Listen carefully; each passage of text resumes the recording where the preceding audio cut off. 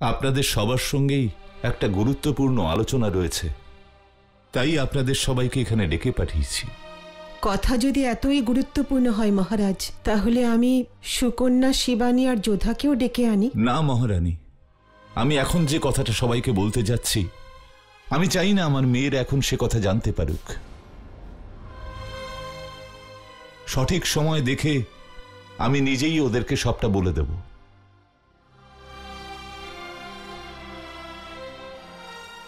বিষয়টা এটাই যে মুঘলদের থেকে আমেরকে, আমার ছেলেদেরকে আর সৈন্যদের বাঁচানোর জন্য আমাদের অনেক বড় মূল্য দিতে হবে।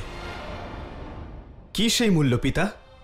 আমের আর আমার ছেলেদেরকে রক্ষা করার জন্য মুঘল সাম্রাজ্যের সঙ্গে আমি সম্পর্ক তৈরি করার সিদ্ধান্ত নিয়েছি।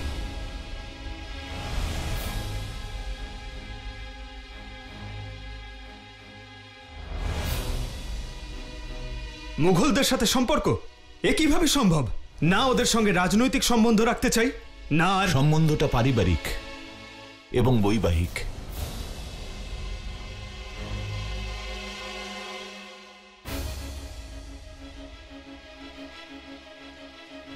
যা এর আগে কখনো হয়নি তা এবার হবে। আমাদের পরিবারের একজন মেয়েকে মুঘলের হাতে তুলে দেব।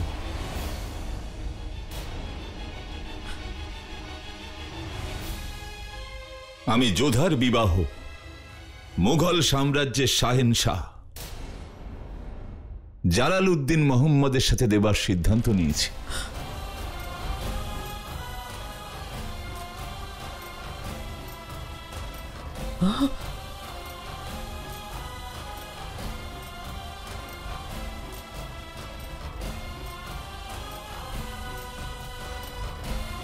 ভারমাল, এসব কি বলছো? হ্যাঁ মা, এটাই আমার সিদ্ধান্ত, আর কোনো উপায় নেই। আমি এই সিদ্ধান্ত যোধার পিতা হিসেবে নয়, একজন রাজা হিসেবে নিয়েছি। আমি জানি যে যোধা এই সম্পর্ককে মেনে নেবে না, আর এই জন্য যতক্ষণ সময় না আসছে, এটা আমার আদেশ যে যোধাকে কেউ কোনো খবর দেবে না। সঠিক সময় এলে আমি নিজেই গিয়ে তাকে সব কথা বলবো।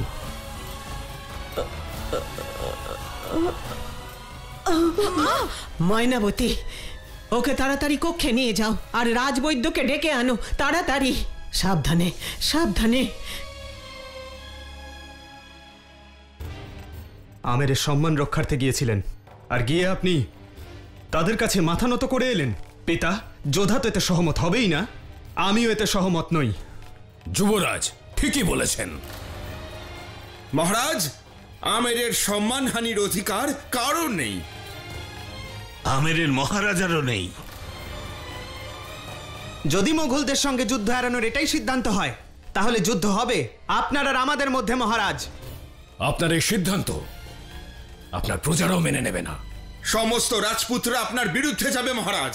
যদি এই সম্পর্কটা হয়, তাহলে আপনার সঙ্গে সকলের একেবারে সম্পর্ক শেষ হয়ে যাবে। আপনি যদি এই সিদ্ধান্তে অনড় থাকেন, তাহলে আমাদের অন্য সিদ্ধান্ত নিতে হবে।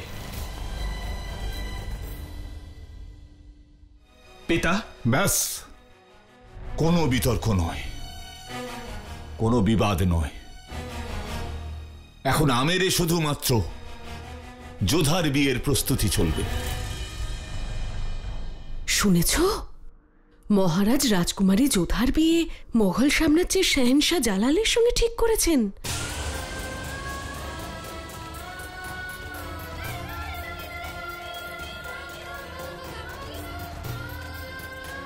হে ভগবান, যোধা এটা জানতে পারলে কি হবে?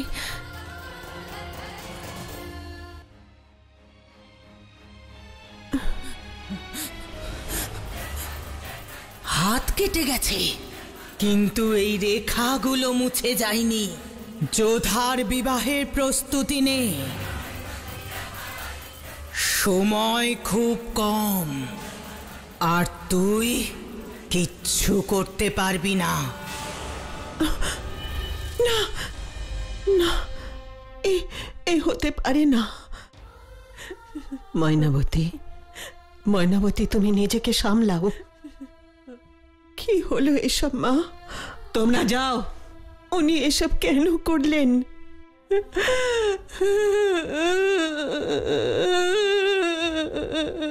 ময়নাবতী, এই সময় যোধার পাশে থাকা দরকার মা।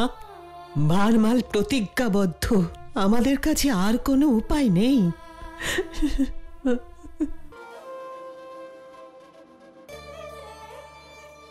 তুমি শুনেছ মতি, দাদাদের সাথে সাথে পিতা বাকি বীর সেনাদেরও মুক্ত করিয়েছেন।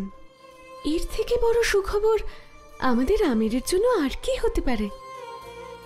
মতি, এও কিন্তু তোমার মতোই আমার খুব ভালো বন্ধু, কিন্তু এবার থেকে ও আমার কাছে তোমার মতন সবসময় থাকবে না, কারণ আমি ওকে মুক্তি দিচ্ছি। যখন আমার দাদারা মুক্তি পেয়ে গেল, তাহলে শুধু শুধু ও কেন বন্দী হয়ে থাকবে?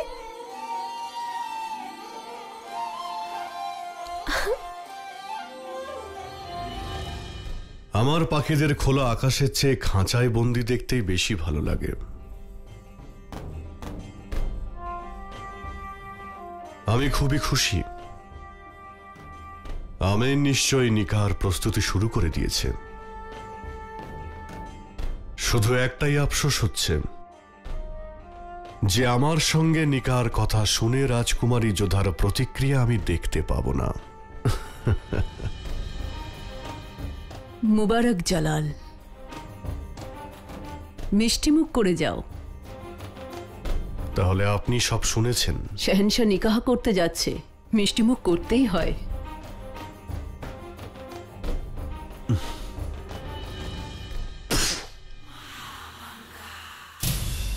এটা কি বড় আমি? এ তো মিষ্টির বদলে নোনতা দিয়েছেন। আমি সেটাই তোমাকে বোঝাতে চাইছি জালাল। পায়েস যেমন নোনতা খেতে ভালো লাগে না, সেরকমই রাজকুমারীর সঙ্গে মুঘল হারেমের কোনো মিল নেই। আমার মনে হয় যোধার সঙ্গে নিকাহ করাটা তোমার ঠিক হবে না। যদি তুমি দাসী বানিয়ে ওকে হারেমে রাখতে চাও,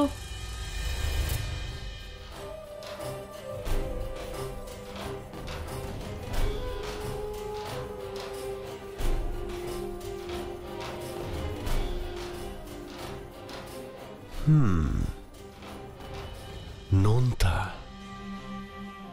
যে মজা নোনতার মধ্যে রয়েছে তা মিষ্টির মধ্যে নেই। প্রথমে আমারও আলাদা মনে হয়েছিল।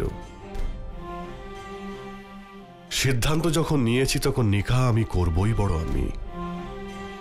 রাজকুমারী যোধার জন্য নতুন মহলের ব্যবস্থা করা হোক, ওনার জন্য সব রকম আরামের ব্যবস্থা করা হোক, যা একজন শাহেনশার বেগমের জন্য করা হয়।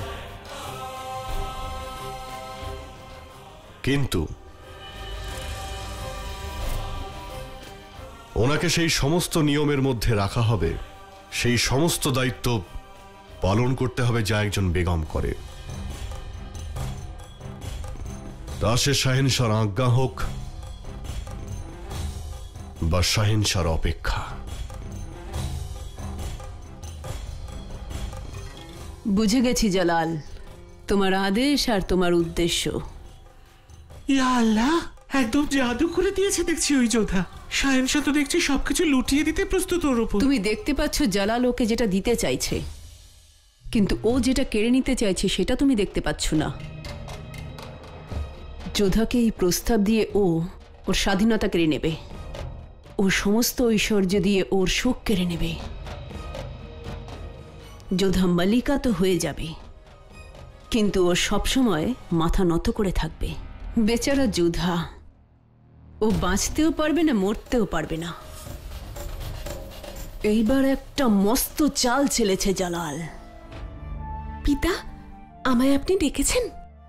তোমাকে একটা প্রশ্ন করতে চাই যোধা।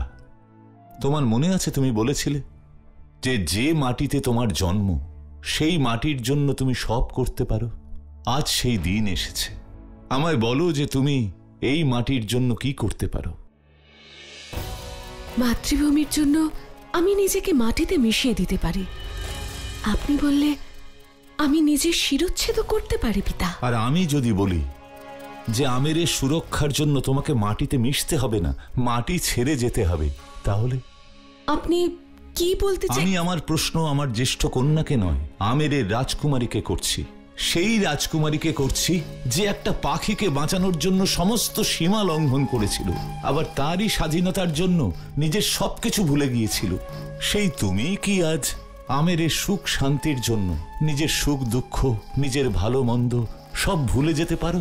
আমি সবকিছু করতে পারি আমেরের জন্য। কি মূল্য দিতে হবে আমায় আমেরের সুরক্ষা? অনেক বড় মূল্য যোধা, আর তা একমাত্র তুমিই দিতে পারো। কিন্তু কিভাবে? আমি তোমার অনুমতি না নিয়েই তোমার বিবাহ স্থির করেছি, কারণ তোমার 3 দাদা আর আমেরকে বাঁচানোর জন্য আমার কাছে একটাই উপায় ছিল। এবার সিদ্ধান্ত তোমার হাতে। এখন তুমি যদি এই প্রস্তাবে সম্মত হও, তাহলে আমেরও রক্ষা পাবে আর তোমার 3 দাদাও। আমি জানি যে এই প্রস্তাবে রাজি হওয়াটা তোমার পক্ষে সহজ হবে না, কারণ যার সঙ্গে আমি তোমার বিবাহ স্থির করেছি সে আর কেউ নয় বরং... ঠিক আছে পিতা, আপনাকে আর কিচ্ছু বলতে হবে না। না আমি ওনার নাম জানতে চাই, না জানতে চাই উনি কোথাকার রাজা। আমি শুধু এটুকু জানি যে আমের আর আমার দাদাদের সুরক্ষার জন্য আপনি কাউকে কথা দিয়েছেন। আমি সেই কথা রাখবই পিতা। এই কথা রাখলে যদি আমের সুরক্ষিত থাকে, তাহলে ধরে নিন আপনি সেই মূল্য দিয়েছেন পিতা। আমি যে কোনো পরিবারেই যাই না কেন, কিন্তু আমি আমেরের ওপর কারুর কুদৃষ্টি পড়তে দেব না পিতা। এই বিয়ের জন্য আমি প্রস্তুত পিতা।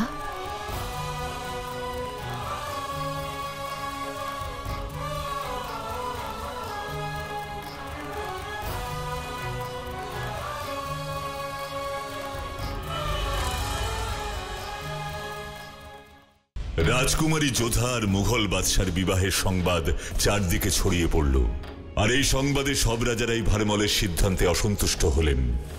সকল রাজাদের বিরোধিতায় তিনিও সামিল হলেন, যিনি ভবিষ্যতের সবচেয়ে বড় যোদ্ধা হওয়ার স্বপ্ন দেখছিলেন।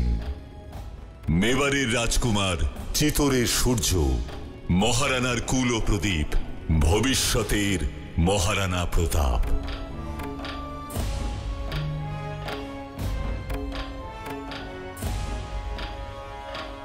কুমার প্রতাপকে স্বাগত।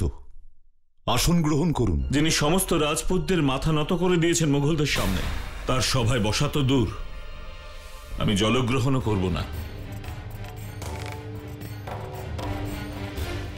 আপনি রাজপুতদের গর্ব, তাদের মর্যাদা, তাদের সম্মানের কথা মাথায় রাখেননি মহারাজ ভারমল। মুঘলদের সঙ্গে আপনি আপনার মেয়ের সম্বন্ধ করলেন, এটা তো আপনার বীরত্বের প্রমাণ নয়। আপনি শুধু আমের নয়, সমগ্র রাজপুত জাতিকে অপমান করলেন। আমি কি আপনাকে জিজ্ঞেস করতে পারি যে কোথায় ছিল সূর্যবংশ যখন মুঘলরা চারদিক থেকে আমাদের ঘিরে ধরেছিল? সূর্যভান ছাড়া কেউ আমাদের সাহায্য করতে এগিয়ে আসেনি। কোথায় ছিলেন আপনারা যখন আমার ছেলেদেরকে বন্দী করা হয়েছিল? কোথায় ছিলেন আপনারা যখন শরীফউদ্দিন 2 হাতে আমাদের লুট ছিল? অন্যের কথা বলতে পারি না, কিন্তু যদি আপনি আমায় যুদ্ধে আমন্ত্রণ জানাতেন তাহলে দেখতেন আমি আপনার পাশেই দাঁড়িয়ে আছি। কিন্তু আপনি তো আমায় কোনো আমন্ত্রণ জানাননি। নিমন্ত্রণ তো এই বিবাহেও আপনাদের করিনি, তাহলে কেন এসেছেন? আমায় আসতেই হলো, কারণ এখন এই বিষয়টা আপনার ব্যক্তিগত আর নয়, এটা সমগ্র রাজপুতদের বিষয়, প্রত্যেক রাজবংশীদের বিষয়, যাদের সম্মানের কোনো তোয়াক্কাই আপনার নেই, যাদের মান এবং সম্মানকে আপনি মুঘলদের সামনে পণ হিসেবে ধরেছেন। এই কথাগুলো না বললেই ভালো হয়। আমেরকে মুঠোয় আনার স্বপ্ন তো আপনিও দেখেছিলেন। আক্রমণ করেছিলেন না আমেরকে? নিজের ভাই শক্তি সিংয়ের রক্তের পিপাসা ছিল যার অন্তরে, তার মুখে রক্ষা করার কথা শোভা পায় না। প্রতিকূল পরিস্থিতিতে আমি কেবলমাত্র একজন মুঘলের সঙ্গ পেয়েছি, আর আমি আপনাকে বলছি যে আমেরের কোটি কোটি মানুষকে রক্ষা করবার জন্য আমি মুঘলের সঙ্গে হাত মিলিয়েছি। আপনি বোধহয় ভুলে গেছেন আমরা এই যে মাথায় পাগড়িটা পরি, সেটা আমাদের কপালে লেখা ভাগ্যলিপির ওপরে থাকে।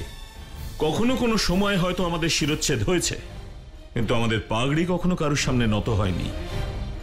আপনি বোধহয় ভুলে যাচ্ছেন এখানে কাটা মাথাকে পুজো করা হয়, কিন্তু নত মাথাকে ঘৃণা করা হয়। প্রতাপ!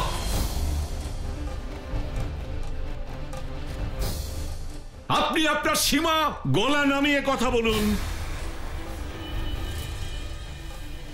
ইতিহাসে বীরদের নাম স্বর্ণাক্ষরে লেখা হয়ে থাকে, কিন্তু আপনার নাম কালো অক্ষরে লেখা থাকবে।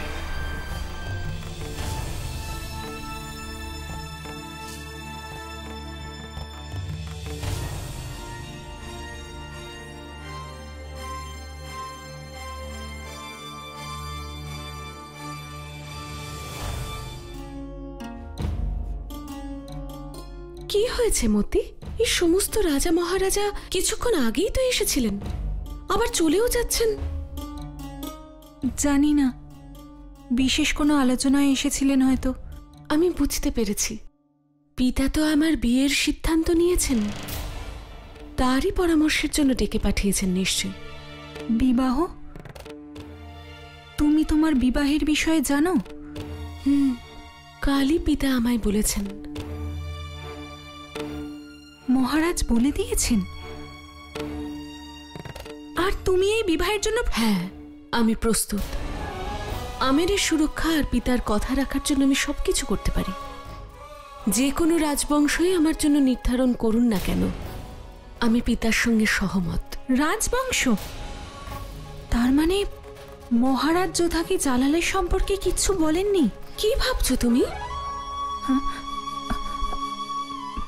না, কিছু না। মহারাজ তোমাকে নাম বলেননি? না, পিতা যখন বলেছেন যে আমিরের সুরক্ষার জন্য এই সম্বন্ধটা কতটা জরুরি, তখন আর কোনো প্রশ্ন করে কি লাভ? আমি ঠিক করেছি না মতি? মতি, আরে তুমি কাঁদছো কেন? বিয়ের পর আমি আমির ছেড়ে চলে যাব ঠিকই, কিন্তু তোমায় নয়। তোমায় তো আমার সাথে আমার শ্বশুর বাড়ি নিয়ে যাব। এবার কান্না বন্ধ করো আর কথা দাও, আমার সঙ্গে তুমি যাবে তো?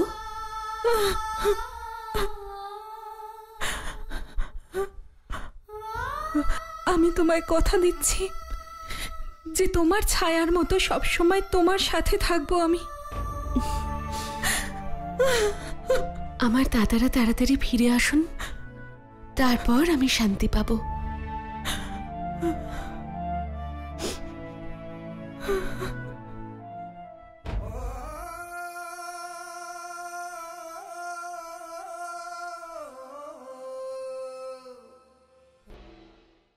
রাজা ভারমলের 3 পুত্র এসেছেন? না শাহেনশাহ, আমি আপনার এই বার্তা সুবেদার শরীফুদ্দিনকে পৌঁছে দিয়েছিলাম, কিন্তু এখনো কোনো প্রতিক্রিয়া পাইনি। শরীফুদ্দিনকে এই বার্তা পাঠিয়ে দেওয়া হোক। ও যেখানেই থাকে আর যে অবস্থায় থাকে এখনই আমার সামনে যেন হাজির হয়। আজ্ঞে শাহেনশাহ।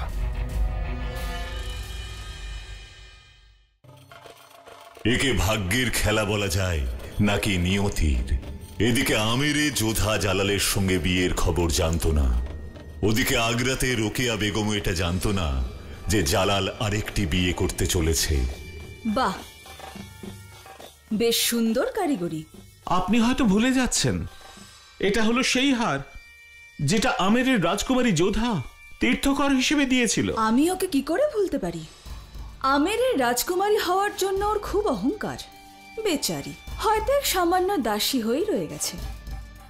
শুনলাম শরীফুদ্দিনের সামনে আমের নাকি মাথা নত করেছে। চাইলে তো এরকম হার নিজের জন্য তৈরি করতে পারেন। পরামর্শটা ভালোই দিয়েছ। শাহেনশাহ এক এক করে সাম্রাজ্য জয় করেই চলেছেন, আর প্রত্যেক সাম্রাজ্য থেকে মনে রাখার মতো উপহার আমার প্রাপ্তি। এক কাজ করো, এইরকমই একটা হার আমার জন্য তৈরি করো, কিন্তু মনে রেখো হুবহু এরকমই হার হওয়া চাই।